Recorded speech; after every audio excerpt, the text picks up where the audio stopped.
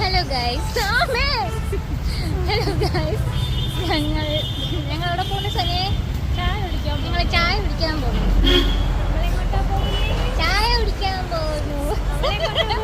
ഉണ്ടോ ചായക്കട നിങ്ങൾ കാണുന്നുണ്ടോ? ചായക്കട കാണുന്നു.